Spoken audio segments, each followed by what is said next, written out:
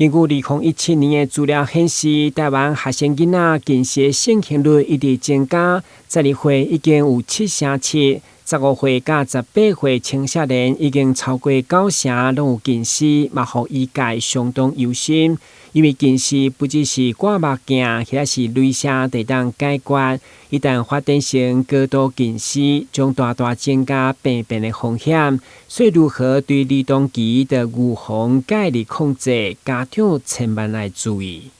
近视控制在台湾第一线用药还是会考虑长效型散瞳剂。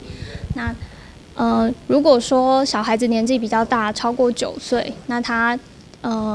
跟家长讨论之后，也会考虑使用角膜塑形片或者是软式日抛的隐形眼镜，这样子他户外活动啊，或者是看近的时候，就比较不会受到高浓度的长效型散瞳剂的影响。比如说不到9岁的孩子，或者是没有办法适应角膜塑形片或是软式日抛的孩子，也可以在跟家长讨论之后，考虑使用儿控镜片。